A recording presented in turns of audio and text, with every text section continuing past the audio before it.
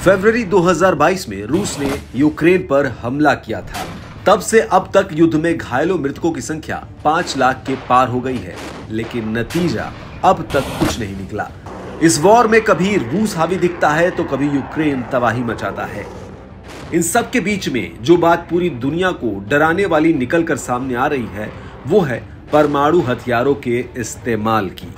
इसके लिए रूस की तरफ से लगातार धमकियां दी जाती रही हैं, लेकिन इस बार जिस तरह से खुलकर इस बात को कहा जा रहा है, ऐसा लग रहा है कि रूस इसके लिए लगभग तैयार हो चुका है। रूसी विदेश मंत्री का बयान जिस अंदाज में आया है, उसे हल्के में नहीं लिया जा सकता है। रूस यूक्रेन के इस युद्ध में अमेरिका सहित नाटो के तमाम देश यूक्रेन का पूरी तरह साथ दे रहे हैं। ऐसे में लावरोव ने द इंटरनेशनल अफेयर्स के लिए एक इंटरव्यू में साफ साफ कहा, परमाणु हथियारों पर हमारा कब्जा आज हमारे देश की सुरक्षा के लिए जरूरी है, और जो बाहरी खतरे हमारे खिलाफ दिख रहे हैं, उनसे निपटने के लिए ये परमाणु हथियार हमारा जवाब है। अमेरिका और नाटो सैन्य गठबंधन के सदस्य हमारी परमाणु शक्तियों से सीधे टकराने का जोखिम अगर उठाएंगे तो उनके लिए अंजाम होगा उनका खात्मा। अगर पश्चिमी देश नहीं मानते हैं तो इस खतरे को वो नहीं समझ रहे हैं, और इसीलिए हम बार बार पूरी गंभीरता से उनको याद दिला रहे हैं। यकीनन लावरोव का ये बयान पूरी तल्खी लिए हुए है, और इसलिए इसे अब तक की सबसे बड़ी धमकी के तौर पर देखा जा रहा है। ऐसा नहीं है कि ये पहली बार की धमकी है।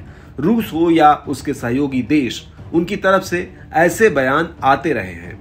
अभी हाल ही में पूर्व रूसी राष्ट्रपति दिमित्री मेदवेदेव ने कहा कि अगर रूसी सैनिकों के खिलाफ यूक्रेन का जवाबी हमला सफल रहा तो मॉस्को को परमाणु हथियारों का इस्तेमाल करना होगा।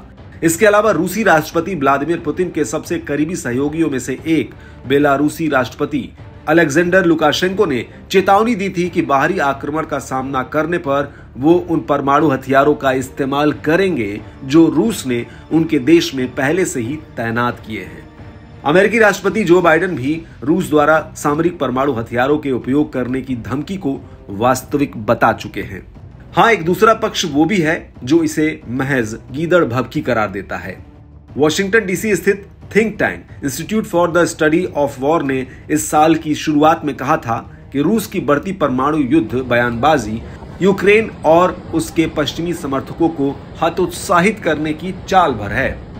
इन सब के बावजूद परमाणु हमले को लेकर रूसी बयान बार बार आ रहे हैं।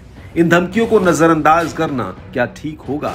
क्योंकि बात अब केवल दो देशों की नहीं, बात विश्व सुरक्षा, विश्व हित की है।